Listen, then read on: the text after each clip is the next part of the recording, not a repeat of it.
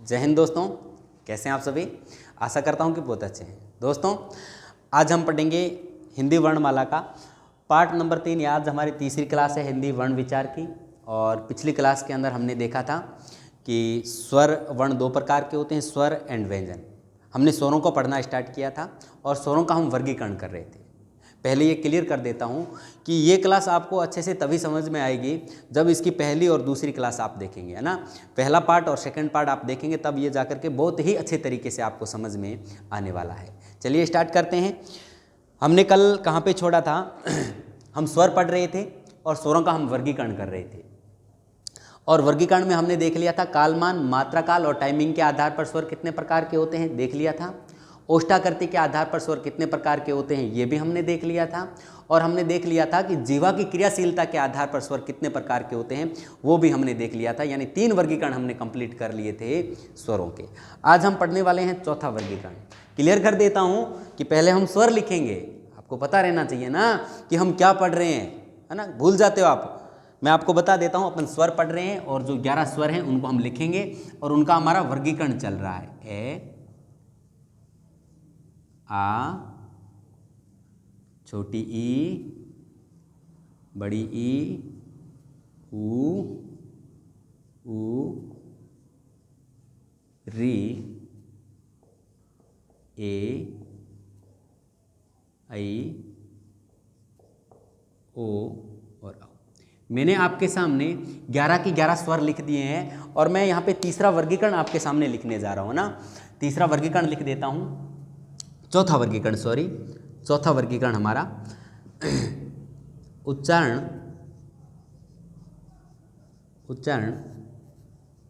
या नासिका के आधार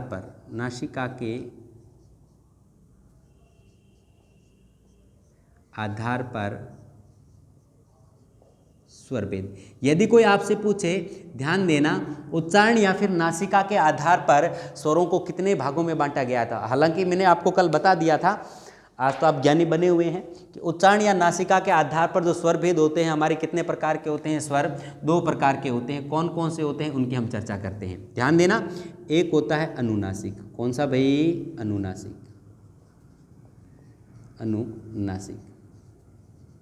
और दूसरे स्वर कौन से होते हैं भाई? निर्नुनासिक।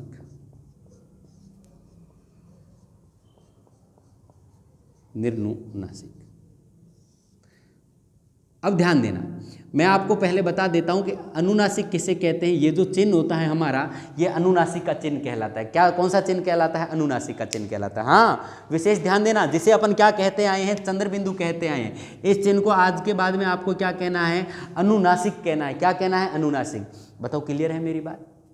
आप कहेंगे सर वो बात तो ठीक है, लेकिन अनुनासिक स्वर कौन से होते हैं? तो इनके बारे में लिखिएगा, वे स्वर। हाँ, पहले लिखना है, आराम आराम से आपको लिखना है, अच्छे से नोट डाउन करना है, फिर हम बेहतरीन तरीके से समझने वाले हैं। ध्यान देना कि वे स्वर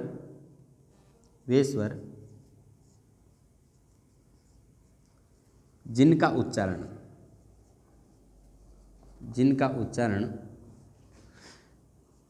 नाक की सहायता से किया जाए, नाक की सहायता से किया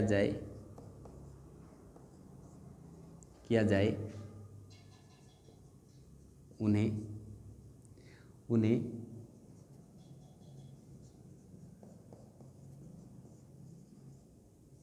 अनुनासिक स्वर कहा जाता है। उन्हें अनुनासिक स्वर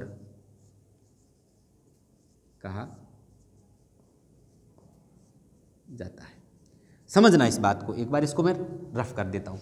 अनुनासिक को पहले समझेंगे कि अनुनासिक स्वर कौन से होते हैं। तो आपको कहना है, सर आपने स्पष्ट लिख दिया है कि वे स्वर जिनका उच्चारण कहाँ से किया जाए? नाक की सहायता से किया जाए, वे स्वर कौन से कहलाते हैं? अनुनासिक स्वर कहलाते हैं। आप कहेंगे सर हमारे पास 11 स्वर है, बताओ 11 स्वर है कि नहीं है? ऐसे लेकर के आओ तो 11 स्वर है। आप कहेंगे सर इनका उच्चारण करके देखा, किसी का भी उच्चारण नाक की सहायता से नहीं हुआ। बताओ हुआ क्या? ए आ ई ई उ री ए ऐ ओ औ, किसी का भी उच्चारण नाक की सहायता से हुआ क्या? आप कहेंगे सर बिल्कुल भी नहीं हुआ। तो मैंने पूछा अनुनासिक स्वर कौन से हैं? आप कहेंगे सर है ही नहीं अनुनासिक स्वर।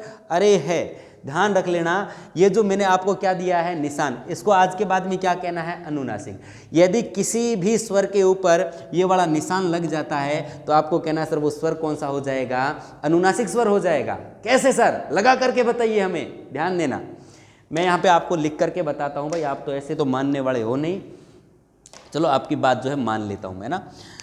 अनुनासिक स्वर कौन कौन से हैं, जैसे मैंने लिखा ए, और आप कहेंगे सर ओके, और ए के ऊपर मैंने क्या लगा दिया, चंद्रबिंदु, अनुनासिक स्वर। अब इसका उच्चारण ए कहाँ से हो रहा है, नाक से हो रहा है, अनुनासिक स्वर है ये, है ना। जैसे मैंने लिखा, हाँ आप कहेंगे सर ये भी अनुनासिक स्वर है, जैसे मैंने लिख दिया ई, अनुनासिक हो जाएगा, कोई दिक्कत नहीं है। जैसे मैंने लिख दिया ई, जैसे मैंने लिख दिया ऊ, ये भी क्या हो जाएगा, अनुनासिक। जैसे मैंने लिख दिया ए, है ना, जैसे मैंने क्या लिख दिया आई, जैसे मैंने लिख दिया ऊ, और जैसे मैंने क्या लिख दिया ऊ। आप कहेंगे सर, आप कहेंगे इनके ऊपर यदि चंद्रबिंदु लग जाता है तो वो स्वर कौन सा हो जाता है, अनुनासिक। अब इनका उच्चारण करके देखिए, कहाँ से हो रहा है, नाक की सहायता से हो रहा है। कैसे, ए आ ई ऊ हो रहा है कि नहीं हो रहा है। आप कहेंगे सर ये स्वर कौन से कहलाएंगे, अनुनासिक स्वर कहलाएंगे। यानी आज के बाद इस बिंदु को क्या कहना है, अनुनासिक कहना है। आप कहेंगे सर वो सारी बातें आपकी ठीक है, हम मान लेते हैं, थोड़ा सा रुकने की आवश्यकता है। मैंने कहा कहाँ रुकने की आवश्यकता है, बिल्कुल। आप कहेंगे सर हमें तो ये बताओ कि आपने यहाँ पे तो चंद्रबिंदु लगाया है, चलो आप चंद्रबिंदु कहते हैं, एक बार चंद्रबिंदु मानते हैं इसको। यहाँ पे लगाया है अनुनासिक, यहाँ पे लगाया है, यहाँ पे लगाया है, यहाँ पे तो ओनली फॉर आपने बिंदी लगाई है सर, हमें तो आप उल्लू बना रहे हो, है ना। ऊ, यहाँ पे भी आपने चंद्रबिंदु लगाई, यहाँ पे भी बिंदी लगाई, यहाँ पे बिंदी लगाई, यहाँ पे बिंदी, यहाँ पे भी चंद्रबिंदु लगाओ ना, क्यों नहीं लगा रहे हो आप चंद्रबिंदु। तो ध्यान देना दोस्तों, बहुत ही अच्छी बात आपको बताने जा रहा हूँ। यदि ये जो वर्तनी होती है, किसी भी शब्द के ऊपर वर्तनी, पहली बात तो इसे आपको क्या नहीं कहना है, मात्रा नहीं कहना, मात्रा टाइमिंग को कहते हैं। ये जो आप लगाते हैं ना, ये क्या होती है, वर्तनी होती है। यदि वर्तनी सीरो रेखा से ऊपर चली जाती है, ये जो रेखा होती है ना, ये जो रेखा, आज के बाद इसको क्या कहना है, सीरो रेखा कहना है, लाइन नहीं कहना। सीधा आप कहते तो लाइन है ना, तो लाइन नहीं है, ये सीरो रेखा है। यदि वर्तनी सीरो रेखा से ऊपर चली जाती है और वहाँ पे चंद्रबिंदु लगाने की आवश्यकता होती है, तो बिंदी के रूप में चंद्रबिंदु लगता है। किसके रूप में, वहाँ पे, यहाँ पे यदि हमें चंद्रबिंदु लगाना है तो किसके रूप में, बिंदु के रूप में। देखो यहाँ पे कोई दिक्कत नहीं थी, चंद्रबिंदु ये लगाया, अनुनासिक अनुनासिक, लेकिन यहाँ पे मात्रा ऊपर चली गई। देखो मात्रा कहाँ चली गई, शिरोरेखा से ऊपर चली गई। बिंदु के रूप में लगा दो चंद्रबिंदु, यहाँ पे चंद्रबिंदु चंद्रबिंदु चंद्रबिंदु, यहाँ पे बिंदी के रूप में, बिंदी के रूप में, बिंदी के रूप। सर ये क्या रीज़न है, क्यों बिंदी के रूप में क्यों लगाया जा रहा है ना, चंद्रबिंदु ही लगा दो ना। तो ध्यान देना, इसका ज़्यादा बड़ा कोई रीज़न नहीं है, क्योंकि यहाँ पे जगह कम होती है। कि आपने कभी देखा ऐसा यूँ लग करके फिर ऐसा भी लग जाए, तो ये ज़्यादा जगह कवर कर लेता है। इसलिए हमारे जो विद्वान हैं उन्होंने कहा भाई इसको किसके रूप में स्वीकार कर लिया जाए, बिंदी के रूप में स्वीकार कर लिया जाए। हम मान लेंगे यहाँ पे क्या लगाया हुआ है, चंद्रबिंदु लगाया हुआ है। क्लियर है मेरी बात, ओके। आप कहेंगे सर ओके सर, हमें बिंदी दिखती है, चंद्रबिंदु दिखता है, हमें तो बताना है कि अनुनासिक स्वर है। अभी तो बात हमारी अनुनासिक की चल रही है, वो सारी आगे विद्वानों वाली बातें आगे होने वाली हैं। अभी आपको इतना ही ध्यान रखना है, उच्चारण या नासिका के आधार पर स्वर कितने प्रकार के होते हैं। रे आपको कहना सर 2 प्रकार के होते हैं, अनुनासिक और निर्नुनासिक। मैंने आपसे पूछा अनुनासिक स्वर कौन से, आपको कहना है सर जिन स्वरों का उच्चारण नाक की सहायता से किया जाए। देखो इनका उच्चारण कहाँ से किया जा रहा है, नाक की सहायता से किया जा रहा है, अनुनासिक स्वर हो जाएंगे। तो मैंने कहा ठीक है वो बात, तो अब निर्नुनासिक स्वर बताओ। लिखो निर्नुनासिक के बारे में, लिखो लिखो जल्दी लिखो। हाँ, सेकंड में आपको लिखना है निर्नुनासिक स्वर।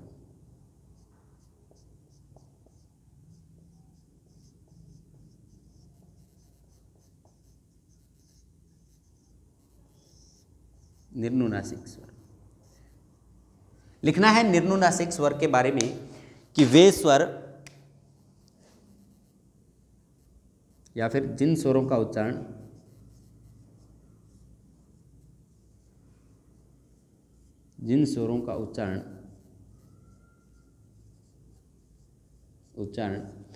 नाक की सहायता से नहीं किया जाता,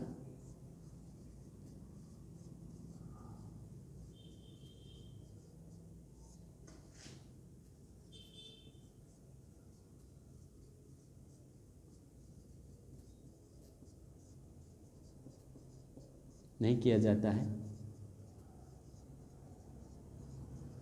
उन्हें निर्नुनासिक स्वर कहते हैं। क्या कहते हैं भाई?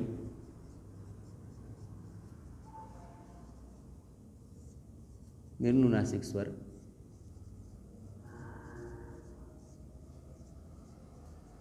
ध्यान देना, मैंने कहा निर्नुनासिक स्वर कौन से होते हैं? आपको कहना है सर निहि प्लस अनुनासिक, यानी निर, यहाँ पे उपसर्ग है निर। निर का मतलब होता है मना करना ना, रहित।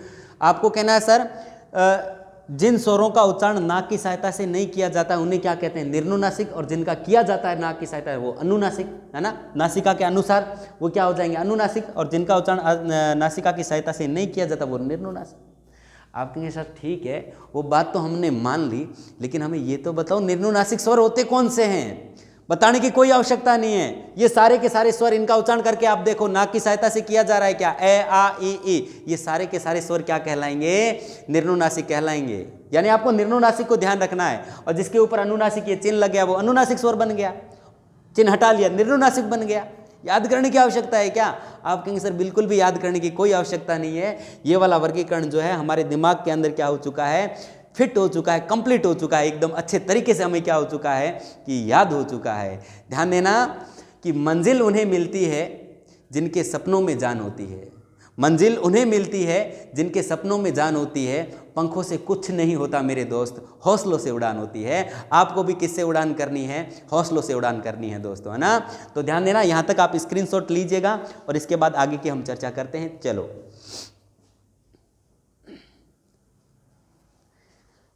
चलिए, ये हमारा उच्चारण या फिर नासिका के आधार पर वर्गीकरण कंप्लीट हो चुका है। आगे हम पढ़ेंगे पांचवां वर्गीकरण स्वरों का।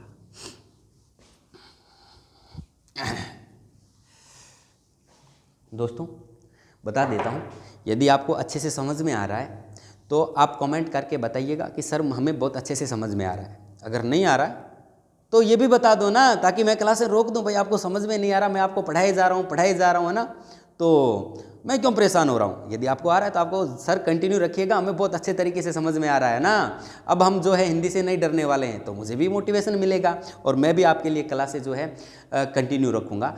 आगे अपन जो है हिंदी व्याकरण को लाइव क्लासे में आपके सामने लेकर के आऊँगा। आप लाइव पढ़ने वाले हैं, लाइव का भी आप मज़ा लेने वाले हैं ना।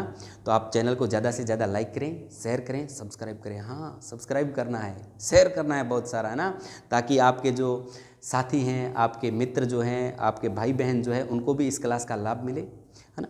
अपन क्या कर रहे हैं? बेहतर क्वालिटी के साथ। मैंने आपको पहले ही बताया है कि आप हिंदी व्याकरण से आपको हिंदी व्याकरण पढ़ने की आवश्यकता नहीं रहेगी, है ना। एक बार में सब क्लियर हो जाएगा, चाहे कोई भी एग्जाम हो वो, आपको दोबारा हिंदी पढ़ने की कोई आवश्यकता नहीं रहेगी, है ना। ये मेरा वादा है आपसे। चलो आगे लिखिएगा। पांचवा वर्गीकरण स्वरों का कौन सा? हम लिखते हैं मुखाकृति के आधार पर स्वर भेद।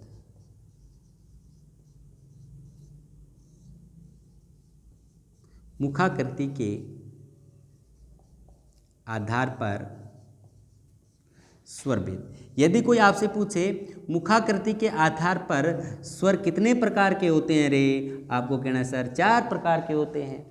यानी मुख की आकृति, इसकी जैसे संधि की बात करें तो मुख धन आकृति यानी दीर्घ संधि है, और इसका मतलब हो गया मुख की आकृति।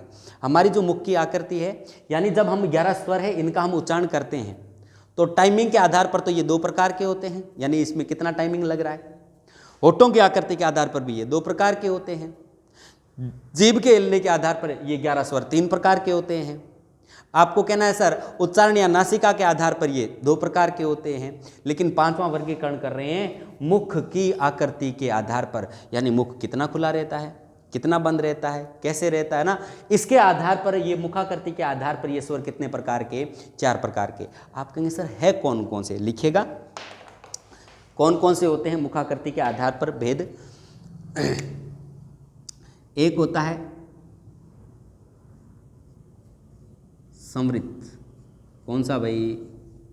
समृद्ध। और दूसरा कौन सा होता है? अर्ध समृद्ध। कौन सा? अर्ध समृद्ध। और आपको कहना सर तीसरा भेद कौन सा होता है? विवृत। कौन सा होता है भाई? विवृत। आपको कहना सर चौथा भेद कौन सा होता है? वो होता है अर्धविवृत। कौन सा होता है भाई? अर्धविवृत।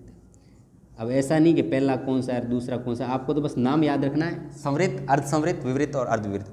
ध्यान देना यहाँ पे आप नंबर लिख लेना, पहला, दूसरा, तीसरा, चौथा, यानी आपको भेद याद रहने चाहिए। ऐसा पूछा जाता है, सीधा क्वेश्चन पूछा जाता है कि मुखाकृति के आधार पर, मुख की आकृति के आधार पर हमारे स्वर कितने प्रकार के होते हैं, स्वरों को कितने भागों में बांटा गया है, तो कितने भागों में बांटा गया है, 4 भागों में बांटा गया है। संवृत्त, आप 2 नाम याद रखो, संवृत्त और विवृत्त, है ना। संवृत्त के आगे अर्ध लगा लो और विवृत्त के आगे अर्ध लिख दो। संवृत्त, अर्धसंवृत्त, विवृत्त, अर्धविवृत्त। भेद कितने, 4, संवृत्त, अर्धसंवृत्त, विवृत्त और अर्धविवृत्त।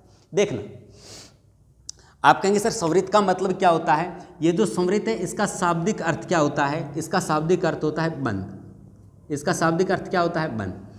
आपको कहना सर विवृत्त का शाब्दिक अर्थ क्या होता है, इसका जो विवृत्त का जो शाब्दिक अर्थ होता है, ध्यान देना, इस विवृत्त का शाब्दिक अर्थ जो होता है वो क्या रहता है, खुला। क्या होता है, खुला। तो आपको कहना है सर संवृत्त का मतलब हो गया बंद, तो ऐसे कौन से स्वर है जो बंद रहते हैं, तो ध्यान देना, इसके ब्रैकेट में पहले आपको लिखना है, पहले ये लिखने वाली बातें लिख लो, फिर अच्छे तरीके से समझेंगे ना। लिखना, समृद्ध स्वरों के उच्चारण में मुख 100% बंद सा रहता है। ध्यान रखना, 100% बंद रह गया तो उच्चारण नहीं हो पाएगा। बंद सा मतलब हो गया बंद रहने की लगभग स्थिति आ जाती है, तो वो स्वर कौन से कहलाते हैं, समृद्ध स्वर कहलाते हैं। अब कौन से हैं इसकी अभी तक आप टेंशन मत लो ना, समृद्ध स्वर कौन से हैं आगे हम चर्चा करने वाले। अर्ध समृद्ध, आपको कहना है सर इसके ब्रैकेट में क्या लिखना, ऐसा लिख लेना, मुख 50% क्या रहता है भाई, मुख 50% क्या रहता है, बंद रहता है। आपसे पूछा जाए विवृत्त क्या होता है, तो आपको कहना है सर विवृत्त का मतलब होता है खुलना, और मुख 100% क्या रहता है, खुला रहता है। और ध्यान देना, अर्धवृत्त में मुख क्या रहेगा, आप कहेंगे सर मुख 50% खुला रहेगा, नहीं, ऐसे नहीं कहना है, आपको कहना है मुख 75% क्या रहेगा, खुला रहेगा। क्यों सर, ऐसा क्यों लिखा, यहाँ पे 100 था, अर्ध को देख करके आपने 50 कर दिया, यहाँ पे विवृत्त का 100 था, अर्ध को देख करके आप भी यहाँ पे 75 कर देते, 50 कर देते, लेकिन ऐसा अपन नहीं कर सकते। क्यों सर, ऐसा क्यों नहीं कर सकते, समझना इस बात को। यहाँ पे अगर 50% खुला कर देता और 50% बंद कर देता तो दोनों स्थितियाँ सेम ही हुई ना। मुख 50% खुला इतना ही होता है, 50% बंद भी इतना ही होता है ना, तो सेम हो गया। तो यहाँ ध्यान रखना है 75% खुला, ऐसा अगर लिख देता दोनों के अंदर कोई अंतर ही नहीं होता। 50% खुला, मेरे पास एक बोतल है जो 50% खाली है या फिर 50% भरी हुई है, उसका मतलब एक ही है ना। तो ये बात ध्यान देनी है कि मुख जो है 100% क्या हो जाएगा, बंद सा, मुख 50% बंद रहेगा, मुख 100% विवृत्त में खुला रहेगा। अर्धविवृत्त कौन से होते हैं, मुख 75% क्या रहता है, खुला। ये बातें एक बार ज़्यादा आपको टेंशन में लेने वाली बातें नहीं है, आपको इतना ध्यान रखना है कि स्वर होते कौन कौन से। क्वेश्चन ऐसे आता है कि निम्नलिखित में से समृद्ध स्वर कौन सा है, अर्धसमृद्ध कौन सा है, विवृत्त कौन सा है और अर्धविवृत्त कौन सा है। ध्यान देना, आपको कहना है सर समृद्ध स्वर कौन सा है, हमें तो ये बताओ। एक तो होता है ई, ए, और क्या होता है, आई होता है। आप कहेंगे सर अर्धसमृद्ध में कौन सा स्वर रखा जाएगा, अर्धसमृद्ध के अंदर ए रखा जाएगा, ओ रखा जाएगा। आपको कहना सर विवृत्त के अंदर कौन सा स्वर रखा जाएगा, विवृत्त के अंदर आ रखा जाएगा, और यहाँ पे ए और कौन सा रखा जाएगा, ओ। एक बार लिखो फिर इसको समझने की कोशिश करते हैं, ए और ओ, है ना, इनको याद करने की कोशिश करते हैं कि ये हो गए समृद्ध स्वर। निम्नलिखित में से समृद्ध स्वर कौन सा है, ये वाला है, और अर्धसमृद्ध स्वर कौन से हैं, ये वाले होते हैं। विवृत्त स्वर कौन सा, एकमात्र आ हो गया, और अर्धविवृत्त कौन से होते हैं, ए, आई, ओ, औ, ये क्या कहलाते हैं, अर्धविवृत्त। तो एक बार यहाँ तक स्क्रीनशॉट लो भाई, अच्छे से स्क्रीनशॉट लो, अच्छे से आप लिख सकते हो ना।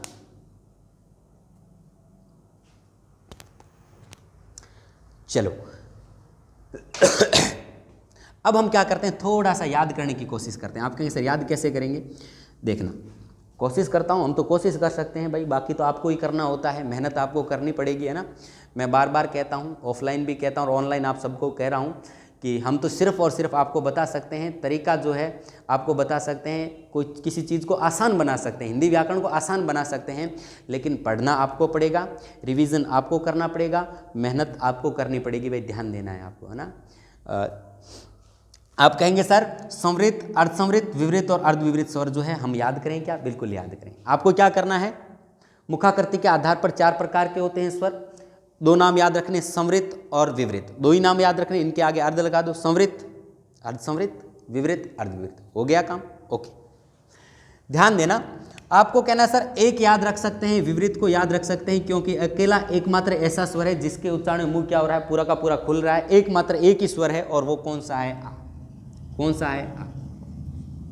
इसके उच्चारण में मुंह क्या हो जाता है, पूरा का पूरा क्या हो जाता है, खुल जाता है। अक्सर मैं बताता रहता हूँ ये उदाहरण जो है कि अपन डॉक्टर के पास जाते हैं और डॉक्टर क्या करता है, जीभ देखता है ना, डॉक्टर जैसे बीमार होते हैं तो डॉक्टर जीभ देखता है और डॉक्टर कहता है कि बेटा आ करो, क्या करो, आ करो। तो डॉक्टर को पता है कि जैसे ये आ करेगा मुंह पूरा खुल जाएगा, है ना। वो ऐसे किसी भी स्वर दूसरे स्वर का नहीं कहता है कि बेटा रे करो, ऐ करो, औ करो, ऊ करो, ई करो, है ना। वो सिर्फ और सिर्फ क्या कहता है, आ करो। डॉक्टर को भी पता है कि आ का जैसे ही उच्चारण करेगा तो मुंह क्या हो जाएगा, पूरा का पूरा खुल जाएगा और मैं अच्छे से देख सकता हूँ ना मुंह को अंदर से। तो आपको कहना सर आ तो हमें याद हो गया, आ का उच्चारण क्या हो जाएगा, मुंह पूरा का पूरा खुल जाएगा और ये किस में रखा जाएगा, विवृत में रखा जाएगा। एकमात्र स्वर है जिसके उच्चारण मुंह पूरा का पूरा 100% खुल जाता है, आ। रख दिया। आप कहेंगे सर आ से अब आगे आने वाले 4 स्वर जो होते हैं, मैंने कहा कौन से 4 स्वर, अब याद करो। आ से आगे आते हैं ई, ऊ, ऊपर ही ऊपर रख दो। आपको कहना सर ओके, ई को रखा, ई को रखा, ऊ को रखा और बड़े ऊ को रखा, रख दिया, कोई दिक्कत ही नहीं है भाई। आ को, आ से आगे आने वाले 4 स्वर हमने ऊपर रख दिए। अब आप कहेंगे सर और क्या रह गया, 2 स्वर मेरे कहने से याद रख लेना, ए और ओ, है ना। इनको गुण स्वर भी कहते हैं, यानी ए के अंदर जब ये दोनों मिलते हैं तो ए बनता है, तो जिसको यहाँ पे रख सकते हैं, और ए के अंदर ये दोनों मिलते हैं तो क्या बनता है, ओ बनता है, यानी इनको क्या कहते हैं, गुण स्वर भी कहते हैं। आगे हम चर्चा कर लेंगे ना, इनको क्या कहते हैं, गुण स्वर। रख दिया। अब यदि आपको इतना याद है तो शेष बच गए सारे के सारे स्वर कहाँ पे आ जाएंगे, अर्ध विवृत के अंदर आ जाएंगे। आप कहेंगे सर कौन कौन से, यहाँ पे कौन उपस्थित नहीं हुआ है, रे देखो, आपको कहना सर ए उपस्थित नहीं हुआ है। मैंने कहा और कौन उपस्थित नहीं हुआ है, आपको कहना सर आई उपस्थित नहीं हुआ है। मैंने कहा और कौन नहीं आया है, रे देखो देखो, आपको कहना सर औ नहीं आया है, ये हमें नजर नहीं आ रहा, तो रख दो यहाँ पे, अर्ध विवृत हो जाएगा। भाई याद हुआ कि नहीं हुआ, सुनना। आपको कहना है कि मुखाकृति के आधार पर स्वर 4 प्रकार के। सर आप तो बार बार बार हमें बता रहे हैं, बार बार बताएंगे तभी तो आपको अच्छे से याद होगा ना। संवृत, अर्धसंवृत, विवृत और अर्धविवृत। विवृत में आ रख दिया, आगे आने वाले 4 को ऊपर रख दिया, और ए और ओ जो दोनों गुण स्वर है जिसको कहाँ पे रख दिया, अर्धसंवृत के सामने। शेष सभी स्वर हमने क्या रख दिए, अर्धविवृत के सामने रख दिए। ये कंप्लीट हो चुके हैं हमारे स्वर। स्वर क्या हो चुके हैं, कंप्लीट हो चुके हैं। अब ये हमारा वर्गीकरण तो कंप्लीट है, कुछ विशेष तथ्य हैं, विशेष बातें हैं स्वर के बारे में, वो मैं आपको लिखवा देता हूं। चलिए चलो यहां तक स्क्रीनशॉट ले लिया होगा, हाँ आपने पहले ले लिया। चलो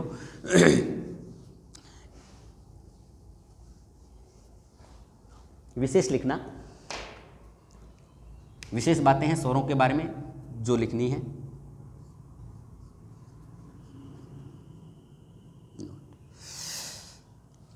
नोट में आपको लिखना है कि व्यंजनों में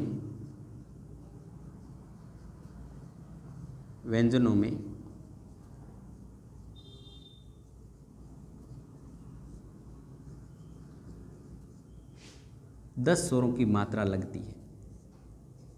व्यंजनों में 10 स्वरों की मात्रा लगती है। ध्यान देना। आप कहेंगे सर व्यंजन कौन से, अभी तक तो आपने हमें पढ़ाई नहीं, हाँ पढ़ाई नहीं है, लेकिन स्वर तो पढ़ाए हैं, आगे हम पढ़ेंगे ना व्यंजन। तो मैं आपको बता देता हूँ, कै से लेकर के है तक हमारे क्या होते हैं व्यंजन, जो आगे हम पढ़ने वाले हैं। कै से लेकर के है तक, यानी हलंत लगाया हुआ है तभी व्यंजन है। अगर हलंत हटा दिया तो इसका मतलब इसमें ए मिल गया है ना, तो ए तो एक स्वर होगा। व्यंजन कैसे कह सकते हैं, स्वर और व्यंजन दोनों है यहाँ पे है। अगर ऐसे है हलंत लगाया हुआ, इसका मतलब ये क्या हो जाएगा, शुद्ध व्यंजन हो जाएगा। तो कैसे लेकर के है तक हमारे सारे क्या होते हैं, व्यंजन। आप कहेंगे सर ये लाइन आपने क्या लिखी है, ये हमें समझ में नहीं आ रही है। लिखा है व्यंजनों में 10 स्वरों की मात्रा लगती है। कैसे सर, व्यंजन जो हमारे होते हैं कैसे ले, कै खे गे घे अंग च छ ज झ य, इनमें कितने स्वरों की मात्रा लगती है, 10 स्वरों की मात्रा लगती है। कैसे, मैंने यहाँ पे लिखा कै, और व्यंजन लिख दिया और मैंने कहा इसके अंदर ए मिलाओ, मिला दिया सर। मैंने लिखा के और मैंने कहा के अंदर क्या मिलाओ, आ मिलाओ। मैंने यहाँ पे लिखा के और के अंदर क्या मिलाना है आपको, ई मिलाना। आप कहेंगे सर ई मिलाने कैसे हैं, मिक्सी में लेकर के मिलाने हैं क्या, किस प्रकार से मिलाने हैं? मिलाने का मतलब यानी इनकी मात्रा इसके अंदर लग जाती है और जैसे ही मात्रा लगती है तो हम कहेंगे सर ये स्वर क्या हो चुका है, इसके अंदर मिल चुका है। आप कहेंगे सर के अंदर जैसे ही ए मिलता है तो ए कोई भी मात्रा लेकर के नहीं आता है, सिर्फ और सिर्फ ये हलंत हटा देता है। बताओ कोई मात्रा लाया क्या? आप कहेंगे सर कोई मात्रा नहीं लेके आया। मैंने कहा के अंदर आ मिला, आप कहेंगे सर हलंत हट करके आपको कहना है सर ये क्या आ चुकी है, आ की मात्रा। ये जो डंडा है ना ये आ की मात्रा है। ये किसको दर्शा रहा है भाई? ये दर्शा रहा है कि इसके अंदर आ मिला हुआ है। क्या मिला हुआ है? आ मिला हुआ है। क्लियर है मेरी बात? तो ये डंडा किसको दर्शाता है? आ को। इसका मतलब ये आ की क्या हो चुकी है, मात्रा हो चुकी है। आपको कहना सर इसका मतलब ये मात्रा किसकी होगी, की होगी। मैंने कहा ये क्या है, आपको कहना सर ये मात्रा है। मैंने कहा किसकी? ई की। ये किसको दर्शाती है? छोटी ई को दर्शाती है। तो ये क्या हो जाएगा, छोटी ई की मात्रा।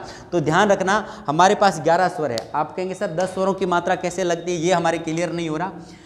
तो ए की किसी भी प्रकार की कोई मात्रा नहीं होती है। मैंने कहा आ की मात्रा कौन सी होती है रे? आपको कहना सर आ की मात्रा कौन सी होती है? इस प्रकार से ये आ की मात्रा होती है। एक बार मात्राएं, छोटी छोटी बातें कर रहे हो सर आप, तो छोटी छोटी बच्चों वाली बातें कर रहे हो ना। इन मात्राओं को तो हमें पहले से पता है। अरे ये छोटी छोटी बातें ही तो आपके जीवन के अंदर क्या लेके आने वाली है, एक बड़ा सारा तूफान लेकर के आने वाली है। आप कहेंगे सर कैसे तूफान लाएगी? आगे पढ़ते जाओ, आप हिंदी को पढ़ते जाओ ना, कैसे तूफान लेके आने वाली है। ध्यान देना। मैंने लिखा छोटा ई, इसकी कैसी मात्रा? आपको कहना सर ऐसी मात्रा। मैंने कहा ये बड़ा ई, इसकी कैसी मात्रा? किसी भी व्यंजन के अंदर ये मिलाते हो तो ऐसी मात्रा मिलानी है ना, ऐसी मात्रा लगा दो, मैं मान जाऊंगा और कोई भी मान जाएगा इसके अंदर बड़ा ई मिला हुआ है। क्लियर? लेकिन जैसे ही आपको ए मिलाते हैं तो कोई मात्रा लगाते हैं क्या? आपको कहना सर कोई मात्रा नहीं लगाते, ए की कोई मात्रा नहीं होती, बाकी से सभी स्वरों की क्या होती है, मात्रा होती है। आप कहेंगे सर ऊ की कोई मात्रा होती है? बिल्कुल, ये ऊ की मात्रा। आप कहेंगे सर बड़ी ऊ की मात्रा, ये रही, ये कैसी होती है, बड़े ऊ की मात्रा। मैंने कहा री की मात्रा, ये क्लियर कर देता हूं भाई, ये मात्रा किसकी होती है? री की मात्रा होती है। कैसे सर? मैंने यहां पे लिखा, रफ करता हूं इसको, मैंने यहां पे लिखा का, और मैंने कहा इसके अंदर क्या मिला? आपने देखा ये मात्रा, और ये मात्रा होती है आ की, और आपने निकाल दिया यहाँ पे आ कि कै में क्या मिला हुआ था, आ। ध्यान देना, मैंने यहाँ पे एक शब्द लिखा है पितरी। क्या लिखा है? पितरी। और मैंने कहा ये क्या है?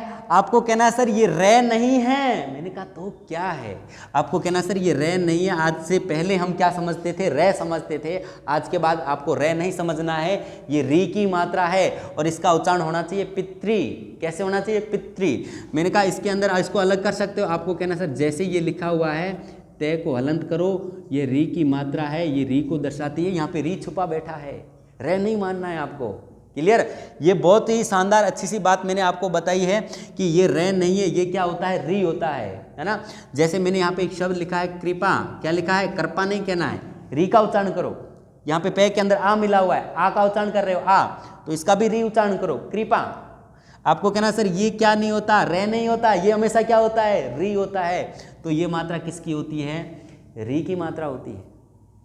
ध्यान देना।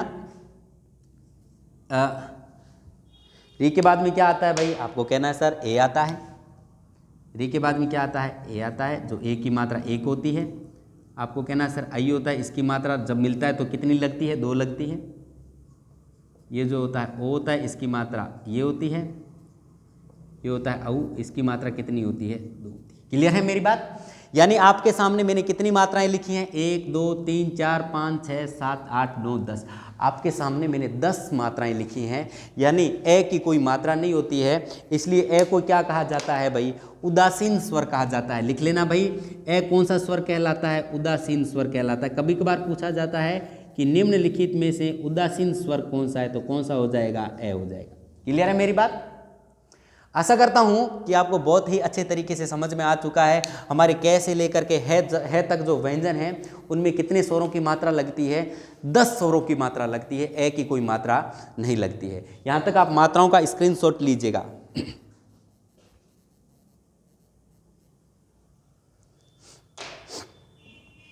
चलो साथ साथ में लिख लेते हैं तो ज़्यादा ठीक रहता है। ध्यान देना, ये हमारे क्या हो चुके हैं? स्वर कंप्लीट हो चुके हैं। ये हमारे क्या हो चुके हैं, स्वर कंप्लीट हो चुके हैं। हेडिंग डालिएगा व्यंजन, व्यंजन। अब हम किसको पढ़ने वाले हैं, स्वर हमारे कंप्लीट है, अब हम किसको पढ़ने वाले हैं, व्यंजनों को पढ़ने वाले हैं। लिखिएगा व्यंजन। व्यंजन कहाँ से कहाँ तक, कैसे लेकर के है तक, कैसे लेकर के है तक हमारे क्या होते हैं, व्यंजन। आप कहेंगे सर यानी वर्णों का पहला भेद हमने क्या कर लिया है, कंप्लीट कर लिया। आज हम पढ़ेंगे वर्णों का दूसरा भेद, जिसे अपन क्या कहते हैं, व्यंजन कहते हैं। सर ये व्यंजन क्या होते हैं, इनके भेद कितने होते हैं, कैसे क्वेश्चन पूछे जाते हैं, ये सब जानने के लिए आपको करना पड़ेगा एक दिन का वेट, नेक्स्ट एपिसोड कल। आज के लिए इतना ही। जय हिंद, जय भारत।